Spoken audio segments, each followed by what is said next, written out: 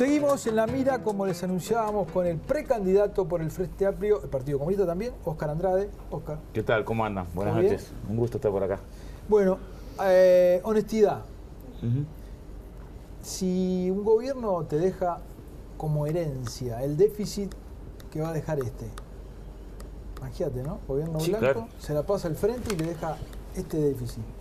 Hay antecedentes, ¿no? De hecho, el gobierno de Sanguinetti le dejó un déficit al gobierno de Valle de 3,6 del producto. Me parece que el dato del déficit hay que mirarlo en el contexto en el que tuviste que desempeñar la economía. Este fue en los años mejores. No. Los años mejores fueron 2004, 2014. Vos tenés después tres componentes muy fuertes. Uno, la caída de la inversión extranjera directa, que es una caída muy fuerte en toda América Latina, casi de un 14%. Eso generó impactos en toda la región.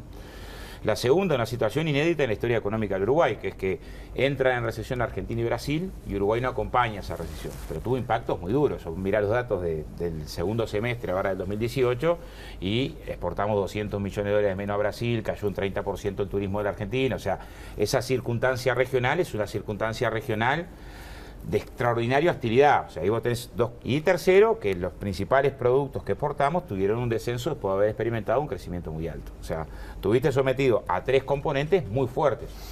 Uno regional, otro que tiene que ver con el flujo de las inversiones y otro que tiene que... sometida a la economía a esos tres componentes, no haber entrado en recesión, estar ahora en un fenómeno de estancamiento, que es lo que se dio en el segundo semestre del año pasado. A ver, en otro escenario estábamos festejando. Porque lo que sí yo no puedo entender es que me digan, miren, la crisis del 2001-2002 tuvo que ver con la devaluación de Brasil, la situación de Argentina, y Uruguay no tenía forma de soportar esa situación tan hostil desde el punto de vista regional, y ahora no tomemos en cuenta que es cierto que tenemos un problema del déficit con las cuentas públicas, pero tenemos ese problema porque hemos atravesado una situación de extraordinaria dificultad, y que en periodos anteriores, cada vez que tuvimos que atravesar una situación así, la economía uruguaya colapsó.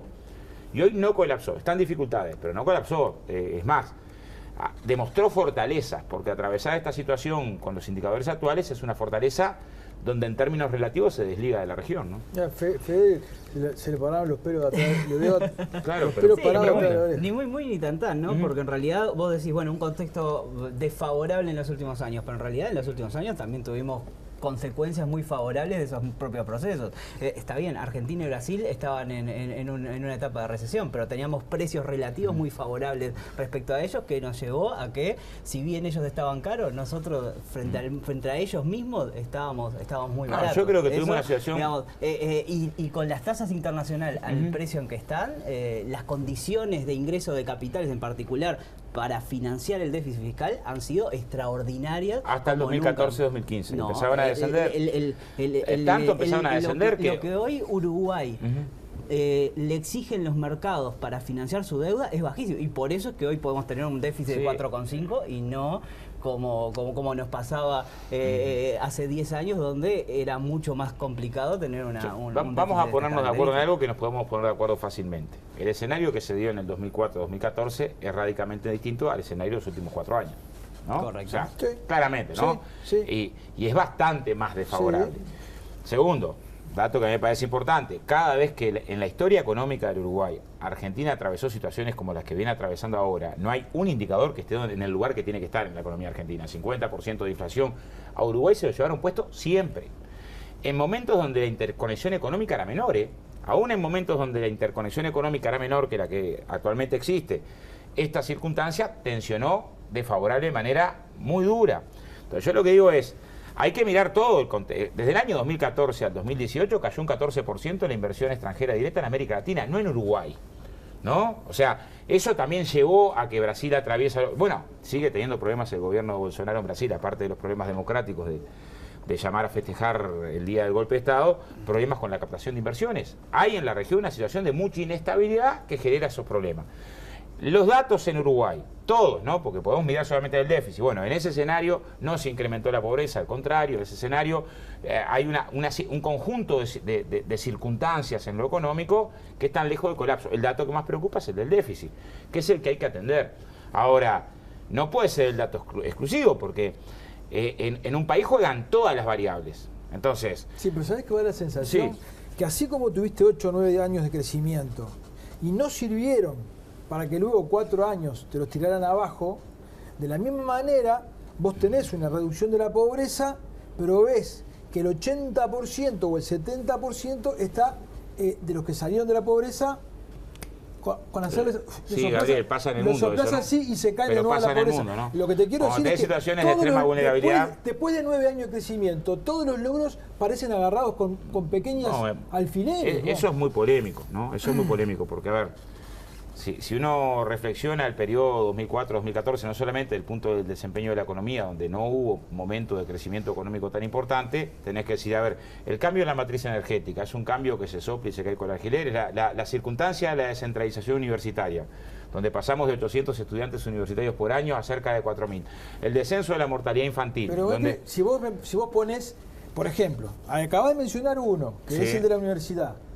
¿Lo ponemos en el contexto de la educación? Sí, en el contexto de la educación. Es una gota en la lluvia. No, en el contexto de la educación. Si vos sabés, 6 de cada 10 no terminan. Entonces vos me decís, yo tiro este otro dato. Claro, y en el 2004 eran 2 de cada 10 que terminaban, ¿no? A mí lo que me causa sorpresa, que los que nos vienen a dar cátedra, vos entrá los datos del INED, ¿no? Es cierto lo que decís vos, ¿no? Hasta los 22 años, apenas 4 de cada 10 terminan secundaria. O sea, qué dato preocupante.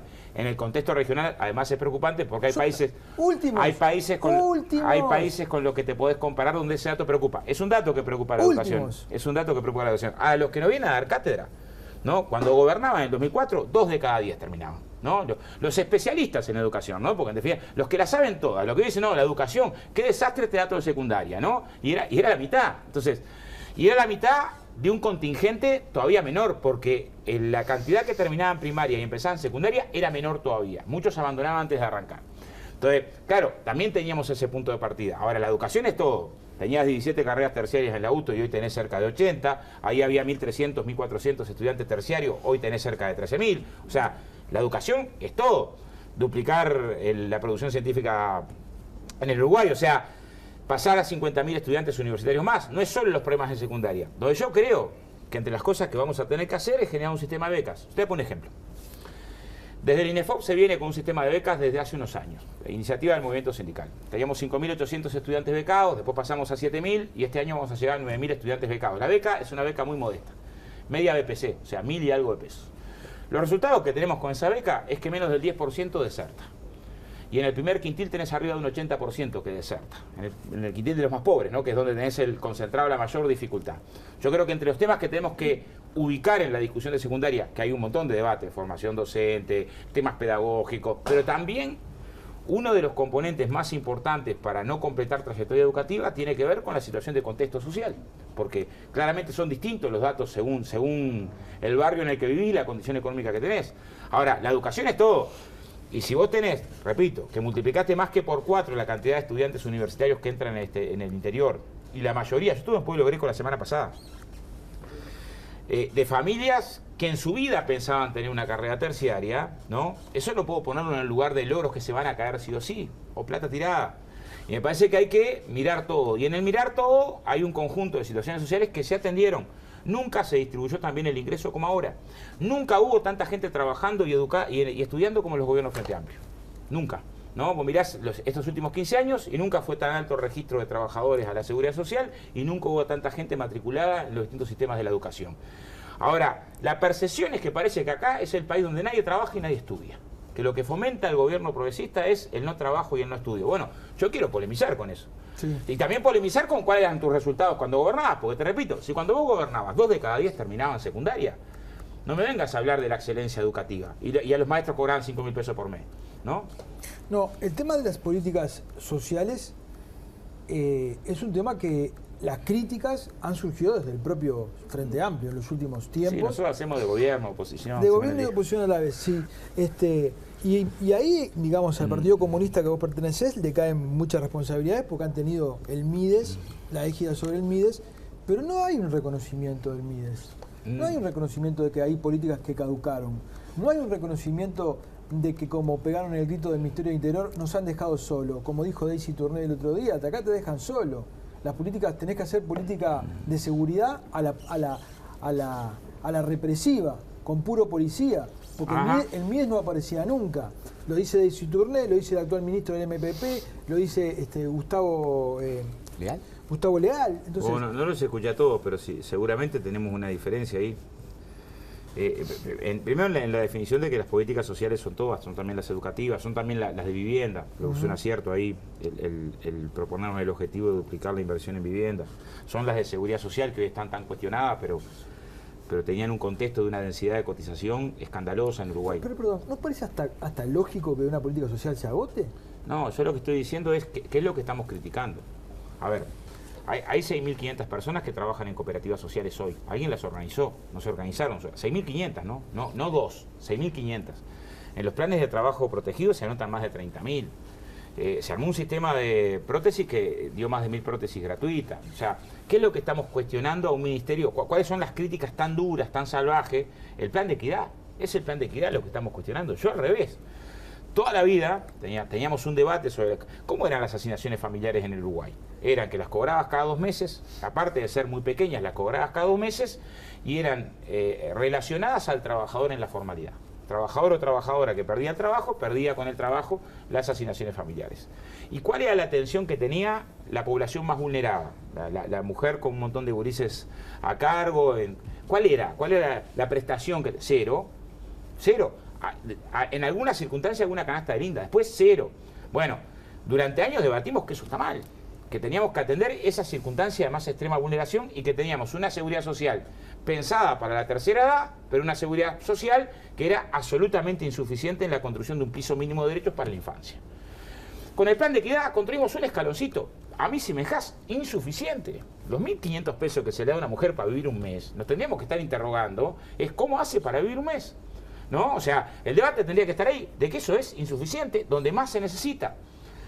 No solamente por la cantidad. Por una cuestión ética, no solo por la cantidad. pero además si fuera por una cuestión instrumental, que no me gusta, los economistas te dicen, cada peso que se, me meto con los colegas, pero cada peso que se invierte en la infancia vale más. Sí. Vale más, o sea, todo lo que invertís ahí, en el sentido de decir, este niño que no tenga dificultades psicomotrices por mala alimentación.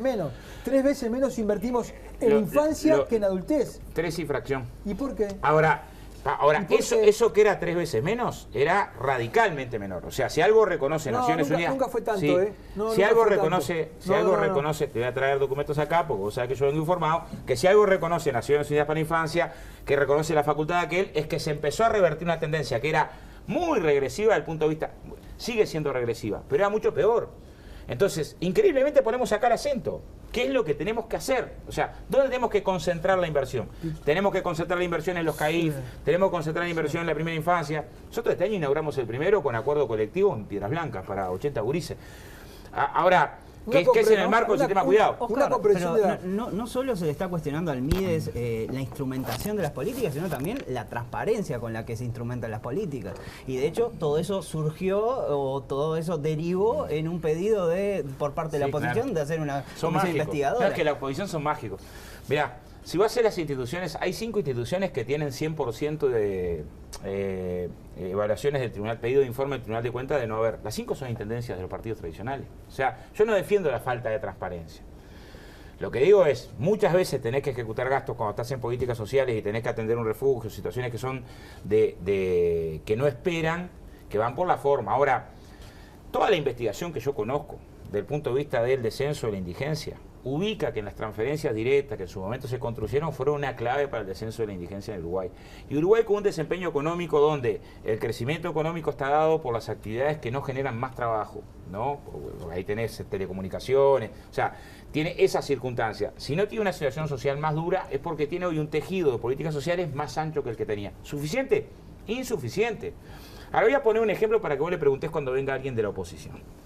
Pues yo escucho a la oposición y dice, no, políticas sociales no trabajo. Todos decimos trabajo. ¿Quién dice no trabajo? Todos decimos que el centro es el trabajo.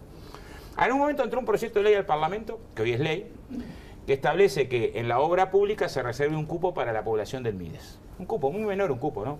Solamente para el personal no calificado y eventual, o sea, en un margen muy chico, que ahí se tenga un porcentaje para que ingresen las personas del MIDES, ¿no? Para articular inversión pública social con trabajo. La ley se votó en diputado y se votó en Senado. Hoy es ley, 18.516 el número. ¿Cuántos legisladores de la oposición en diputado o en el Senado votaron esa ley? Ninguno. Ninguno, ¿eh? O sea, cuando creamos una herramienta que dijera, bueno, vinculemos el tema de la política social de la asistencia a la posibilidad del trabajo, que es donde te estructurás, votaste en contra.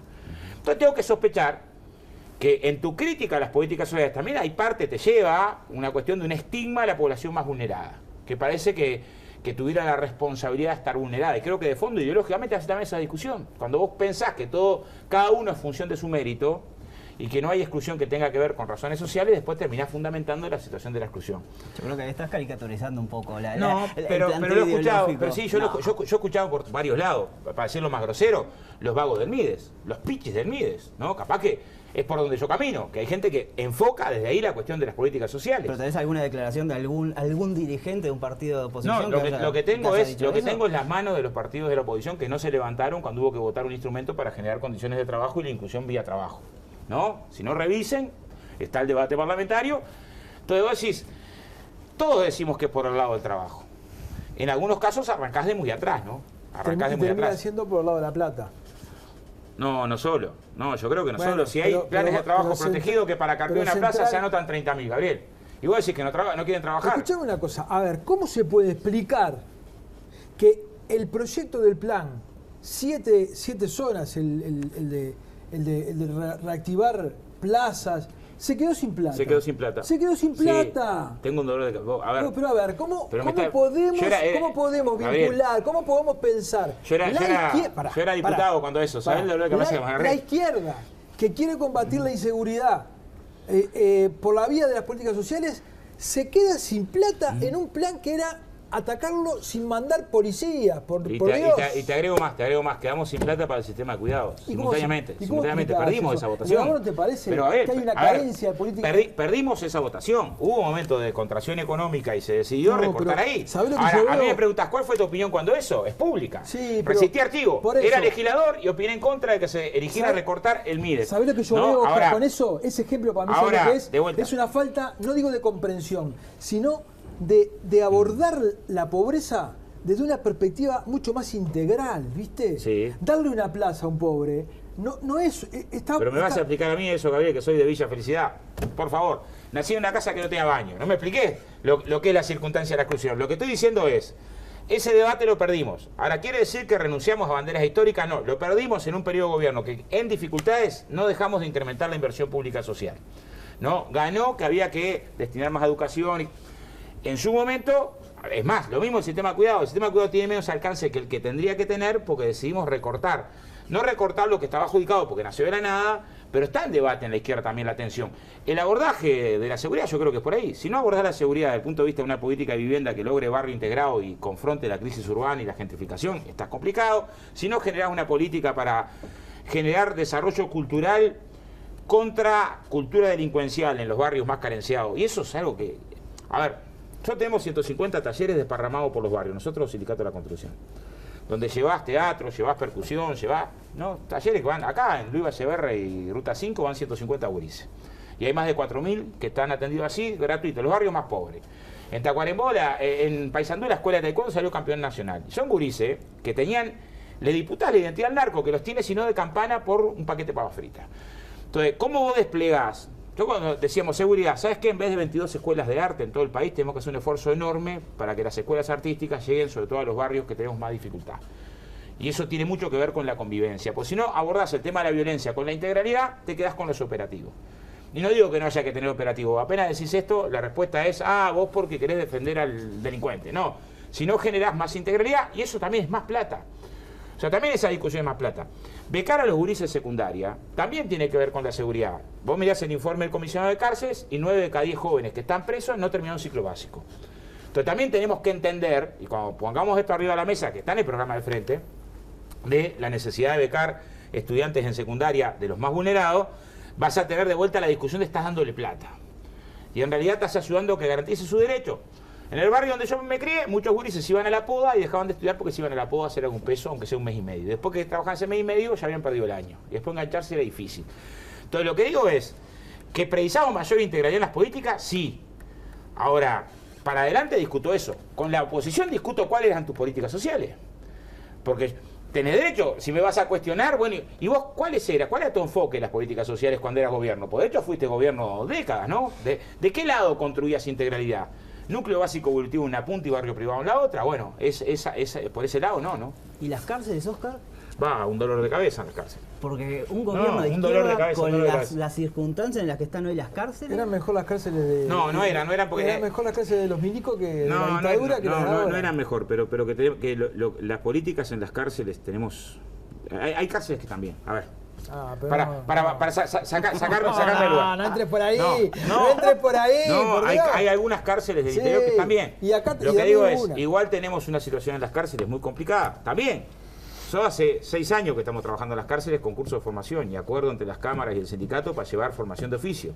Y donde tenemos trabajo con el patronato, la reincidencia es un 6%. Y donde no tenés eso, la reincidencia es arriba de un 60%. O sea, claramente ahí se juega una parte del partido. La presidenta Asmide, con la que tenemos una muy buena relación, que tuvo que enterrar al hijo, no es que habla de la seguridad y la violencia porque le faltó una garrafa de 13 kilos. Trabaja en el patronato. Hay gente que no entiende que ahí se juega una parte importante del partido y todavía mira el tema de las cárceles como se miraba hace, no sé, 100 años. Y ahí tenemos una dificultad, nosotros también, de entender que ahí se juega... A ver, en la vivienda se juega una parte, en la educación, nosotros la izquierda. La izquierda, yo creo que la izquierda muchas veces ha caído en la tentación de que se resuelve con la salida punitiva. Y de hecho, mirás, en el último tiempo, muchas veces, cuando se aborda el tema de la seguridad, terminás en que la respuesta punitiva mágica, o el operativo mágico. Y vos tenés que tener una policía bien formada, tecnificada, nadie niega eso. Es torpe, que vos decís, no, yo quiero que demore media hora en llegar en vez de 5 minutos.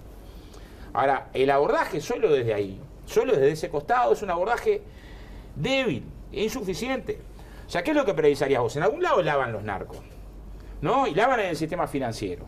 Y vos tenés informes de Naciones Unidas que demuestran la tonelada que lavan en el sistema financiero. No tenés que empezar a cortar un poquito más arriba de donde nace la cuestión del delito, de la red, porque vos agarrás el narcomenudeo. O sea, y las cárceles están inundadas de pobres. Ahí tenemos y la violación de derechos humanos en las cárceles, cada informe de los comisionados es un informe que interpela. ¿Es nuevo? No es nuevo, pero también ahí tenés que cambiar. No alcanza con que sea histórico el problema. Nos vamos a una tanda y cuando venga, solamente pregunta al Fito. Porque bien, no Fito, hablo. sí, la verdad.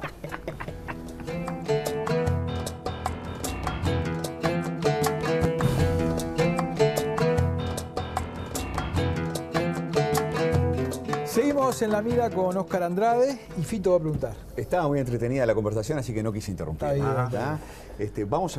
Te propongo volver al tema del déficit fiscal, sí, con el que arrancó en el bloque pasado, Gabriel. Vamos a suponer que ganás la primaria, que sos electo presidente. Sería ese momento. ¿Eh? ¿Qué momento? ¿No? Yo voy a pedir un fotógrafo que saque algunas fotos, algunos en la Asamblea General, para guardármela. Sí, claramente. Sería una buena foto. Después a la lista de las caras que yo me gustaría ver. Sería una buena foto. Óscar, ¿pasa a ser una prioridad? ¿Sería una prioridad en tu gobierno bajar el déficit fiscal, que hoy está, como hablaban, en el 4,5? Estás obligado a bajar el déficit fiscal. ¿A cuánto? Estás obligado a una tendencia decreciente, pero estás obligado a todo.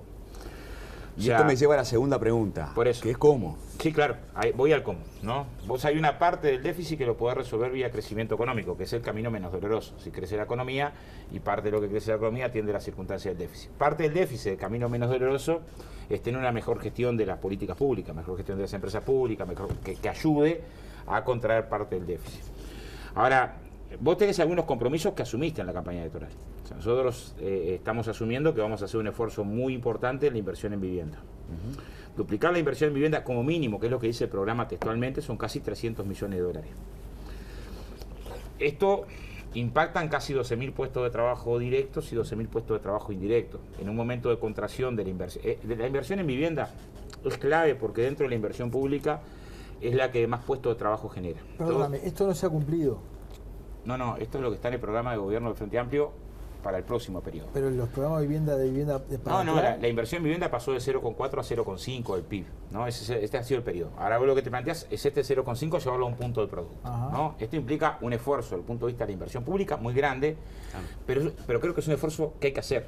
O sea, es el esfuerzo en el que hay que sangrar, porque tenés una tendencia decreciente, la inversión privada, que junto con la inversión toda, está en 16 inflación, cuando llegó a 23, ¿no? O sea, tenés ahí un problema muy importante y no hay nada. Yo creo que hay parte de este descenso de la inversión que tiene que ver con que el modelo productivo encontró sus límites para el tipo de inversión, extraordinariamente primarizado.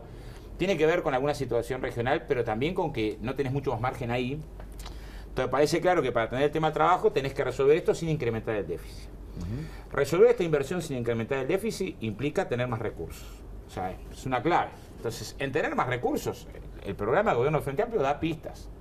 Hay temas que son cumplir la ley. Yo creo que no se puede seguir postergando la actualización del catastro rural. No se puede seguir postergando. No tiene mucho sentido. Creo que hay que ir a una segunda reforma de la Caja Militar, una reforma más seria de la Caja Militar, desde el punto de vista de que lo que hicimos con la Caja Militar fue muy tenue.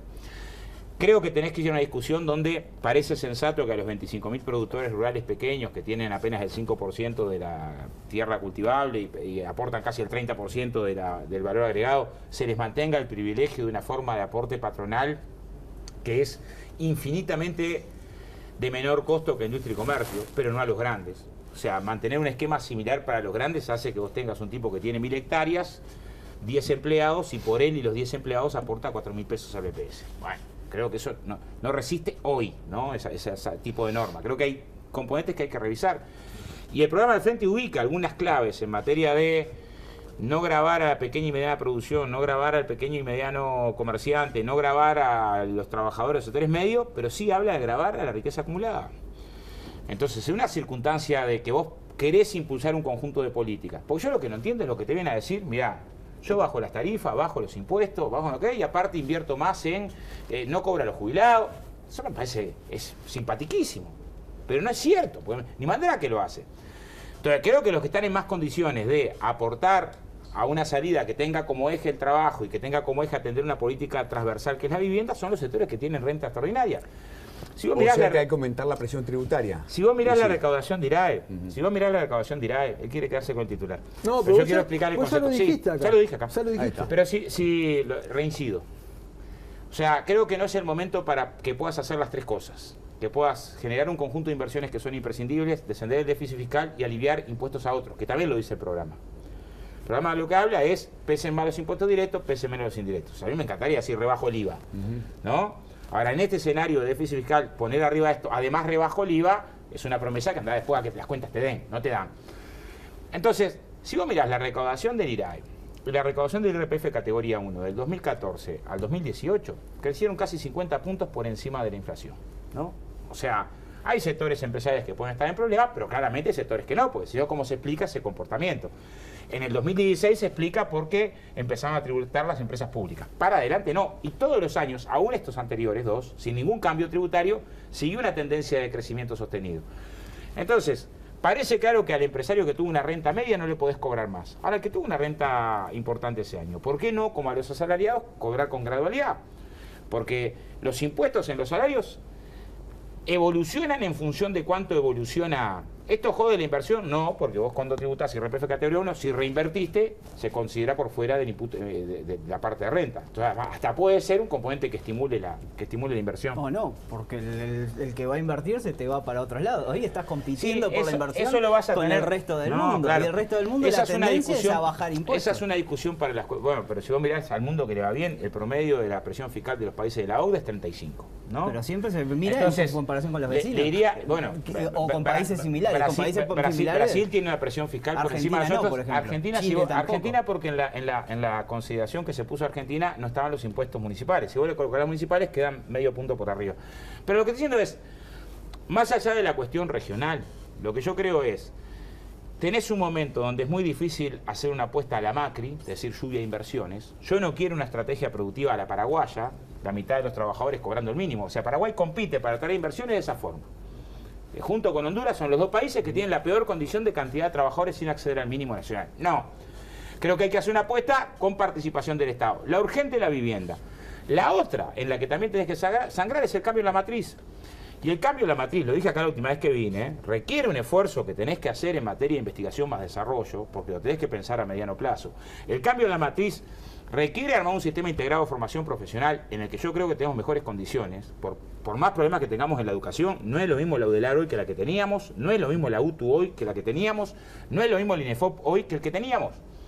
Vos mirá las potencialidades del INEFOP hoy con la vieja Junta Nacional de Empleo. No puedes pensar una estrategia competitiva sobre la base de mano de obra altamente especializada. Tercer componente, tenés que seguir diseñando políticas de las compras públicas que entrelacen con el cambio de la matriz. Y esa es una ventaja comparativa. El tener grandes empresas del Estado, que a algunos les molestan, a mí no me molestan, porque tienen posibilidad de hacer palanca, para potenciar. Cuarto, así como generaste fondo arrocero, fondo lechero, tenés que ver cómo el sistema financiero deriva fondos que también apunten al cambio de la matriz. Y quinto, que es el más polémico, que yo ubicaría en el mediano plazo, estrategia de trabajo, en ese 1 de marzo recién asumido, es diálogo social para que el cambio de la matriz productiva sea sustentable socialmente. Esto es, Eso te iba a decir. si vos no acompañás con estrategias de reducción de la jornada laboral en áreas donde fuertemente invertís y catapultás, para que no impacte en pérdida de puesto de trabajo, vas a tener un cambio en la matriz que va a tener una tendencia de concentrar riqueza y generar exclusión. Entonces también es un desafío para una política de izquierda no solo hablar del Internet de las cosas o la robótica, sino ensayar un tipo de cambio que sea sustentable. ¿A vos te parece que los candidatos frente amplistas están manejando la idea del programa pensando en que ya no va a ser igual que los gobiernos pasados en los cuales vos el programa lo podías aprobar porque tenías mayorías legislativas y que ahora tu programa no puede ser tan de izquierda porque después lo vas a... La muchachada abajo, mucha se va a ver frustrada porque ese programa para poder aprobarlo vas a tener que negociar con otros porque no vas a tener mayorías legislativas, ¿viste? Entonces, si vos te plantás muy a la izquierda, ¿con quién vas a conseguir mayorías? ¿Viste? Hay que ver, yo primero... Pero, digo, ¿a vos te parece que...? Acá Federico decía una cosa que cada vez que vos discutís aumentar la inversión pública social, cada vez que vos discutís la cuestión tributaria o cada vez que discutís aumento de salario, la reacción que tenés es un poco esa. Esto no se puede nada, no hay alternativa, dijera Thatcher, esto no se puede nada porque cualquiera de estas cosas ahuyenta la inversión, ¿no? Y es un elemento que tuvimos acá en discusión cuando la ley de negociación colectiva, las libertades sindicales, la responsabilidad penal, es un debate que está... Lo otro, yo creo que en octubre se van a definir mayorías parlamentarias. O se definen mayorías parlamentarias para un proyecto progresista o se definen mayorías parlamentarias para un proyecto conservador. Porque hasta los sectores, los datos de la última semana demuestran que hasta los sectores que se planteaban como buscar un camino entre medio del bloque de partidos tradicionales y el bloque progresista, apenas en su interna alguno anunció dudas de poder acompañar a los sectores de la derecha, colapsó. O sea, claramente hay compromisos de, por lo menos en mi interpretación política, de que se van a construir mayorías parlamentarias en un sentido o en otro sentido. De acá a octubre, o sea, hay que ser muy arriesgado para de acá a octubre decir, mira, esto no va a pasar. Yo pongo el ejemplo, ¿quién podía decir en Uruguay que iba a pasar, si alguien apostaba, que iba a venir un candidato que nunca pisó el Uruguay, que nunca votó, que nadie lo conocía y de golpe iba a estar segundo o tercero en la interna Partido Nacional, ¿no? La volatilidad de la forma de manifestar en las encuestas, ¿no? Con todos los reparos que hay que tener en las encuestas hoy, sobre todo hacia las internas. Pero la volatilidad de Torá hoy es muy alta. Bolsonaro marcaba un 28% 20 días antes de las elecciones, después un 35% y votó un 48%, ¿no? ¿Quién esperaba eso? ¿Quién esperaba que desapareciera el centro en Brasil? Nadie. Entonces, hay que tener más recaudo en ver qué pasa. A esta altura de la elección pasada daba un 70 y pico % la reforma constitucional de Bordaberry. 70 y pico %. Era casi un hecho descontado que se aprobaba. Pero te digo descontado en filas de la izquierda. Había gente que decía, no nos peguemos demasiado a esta campaña, que vamos a perder todo por esta campaña porque es imposible, ¿no? O sea, también hay partidos que hay que jugarlo. Por lo tanto, sabiendo que es difícil, yo creo que hay que jugar el partido para la mayoría parlamentaria y tendríamos que jugar un partido con un programa que no sea el de la administración de las cosas, sino el de las transformaciones, que va a ser en este escenario más tenso. Y si va a ser más tenso, yo le pongo un ejemplo. Hoy hay cadenas frigoríficas que están pulsando para la rebaja salarial el mismo año que batieron récord de exportación de carne, porque son las mismas cadenas frigoríficas que están en la región pagando 2 mangos. Entonces, ¿qué hay componentes de tensión? Miremos la negociación colectiva de los rurales, que abandonaron la negociación sin pisar el año pasado. De mayor tensión creo que claramente hay. Óscar, hablando de jugar partidos y hablando de encuestas, por ahora las encuestas te dan tercero, lejos de los primeros dos del frente. Estás en el podio, ¿no? Pero estás lejos de Martínez y de Cose. Mi pregunta es, jugar el partido, ¿vas a jugar el partido hasta el final? Sí, claro. Primero que vos sabés bien, algún acuerdo de algún fíjate tipo. Lo siguiente, las encuestas tienen que, para las entradas tiene esta dificultad, ¿no? Vos agarrás 900 personas, ¿no? Le decís que votan. De esas 900, 300 o 400 o 350 te dicen que votan al frente. De esas 350, tenés que ir a las que te dicen que efectivamente van a votar en la interna, que son la mitad. Entonces ya el universo sobre el que haces la encuesta de la interna es de 170. El margen de error en una encuesta de un universo tan chico es gigantesco. Pero además, si hay otro componente que a mí no me alegra, pero es el que tenemos hoy, es que los sectores, la gente de los partidos de la izquierda, movilizamos mucho menos que antes. Pero esto no es una opinión. Interna de las elecciones del 2006 votaron 235.000 uruguayos a elegir el plenario nacional. Interna del 2016, 10 años para adelante, 90.000 en la que estuvo Conde, Miranda, El Pacha y Bayardi, 90.000 votaron a los candidatos y apenas 60.000 al plenario, a los sectores del plenario. O sea, en 10 años pasamos a una cuarta parte de la capacidad de movilización. Ese creo que es el voto duro hoy, esos 60.000. Y van a votar 300.000. Y en los 300.000, mi valoración es que no hay una adhesión muy sólida entre uno u otro candidato. Entonces, hoy esta semana vas a un barrio donde te encontrás uno que te dice, che, yo votaría al Pelado. Y ese mismo la semana que viene te dice, no, ¿sabes qué? Me convenció Mario por tal planteo. O me convenció Carolina, o el Boca. O sea, hay un amplísimo caudal de votantes del Frente Amplio que puede terminar definiendo el voto en los últimos 15, 20 días. Además, yo creo que va a ser muy importante cómo vaya ese remate de la campaña, de las propuestas, en los actos, en las salidas, y de la capacidad de movilización de ese día en la campaña, lo que va a terminar determinando los porcentajes. Tu interpretación es que las encuestas en la interna del Frente por particular no están dando ni siquiera una tendencia. Pero es un poco una tendencia sí, pero si le preguntas a los que hacen las encuestas, te dicen, por favor, tómenla con mucho cuidado, ¿no? Hay que tomar con cuidado la general, mucho más con cuidado la interna. Mucho más con cuidado la interna. A ver, la calle estaba desahuciada a esta altura del campeonato con Larrañaga, 3-1. O sea, no era que perdía por poco con Larrañaga, perdía 3-1. O sea, estaba... Es más, pero muchos preguntaban a la interna, ¿para qué hacer interna si por qué ya no vamos con la fórmula? Ese era el debate político. Entonces, y vos ves encuestas una con otra. Hay una encuesta que le da 52 a Martínez y 24 a Cose, más del doble, y otra que le da 39 a 33, sí. ¿No? O sea... Y yo las respeto todas, pero son del mismo momento. Entonces, ¿que hay dificultades para sacar la foto? Seguro. Parte de las dificultades es esto que te digo. Del universo lo bajás a solo el universo de los Frente Amplistas, del universo de los Frente Amplistas a los que te dicen que van a votar. Voy a poner un ejemplo. Hay encuestas que hablan del 70% yendo a votar a las internas. Ojalá. Ojalá. Pero tuvimos más del 50, el 40, el 36 en la última y no estamos en el momento de la euforia por la política. Ojalá tuviéramos el 70%. Entonces, si vos sacás una tendencia sobre el 70% y después votó el 35%, lo que sacaste no te va a encajar nunca. ¿Me explico, Gabriel? Por eso digo, ¿cuáles son los reparos? ¿Es porque te da tercero y no segundo? No, son reparos porque hay aspectos metodológicos que son complicados. Una última pregunta y 3 minutos para responderla. Dale. ¿Sí? ¿Me tiran a mí? ¿Vos pensás que en este tercer gobierno, el gobierno del Frente suma o el desgaste de 3 años de gobierno es el que ha generado este creciente o generalizado y palpable malestar que te hace pensar de que hoy el voto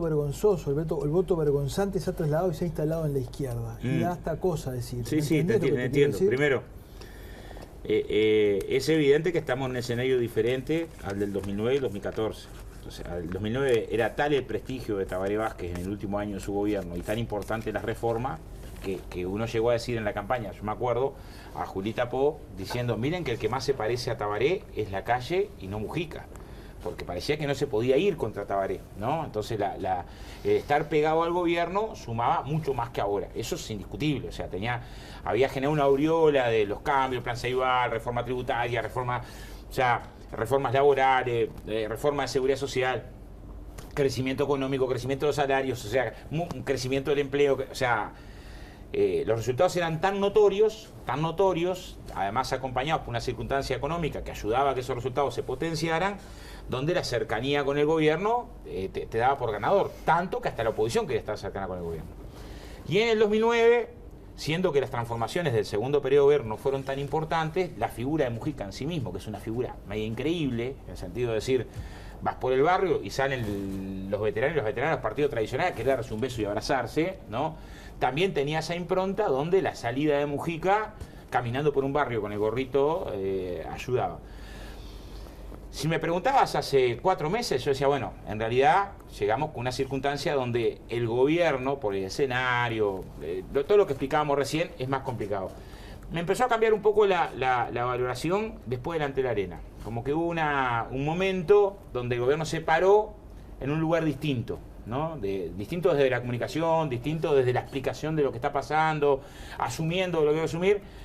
Entonces, para mí, no es el fenómeno del 2009 ni del 2014, claramente, sobre todo no el del 2009, pero tampoco es que es una mochila. ¿Se entiende la respuesta? No es una mochila. No es una mochila. Pero además nos tenemos que hacer cargo.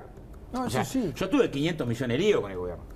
A ver, tuvimos una movilización cuando nos quisieron recortar la licencia del vacacional, yo firmé contra la ley de riego, tuvimos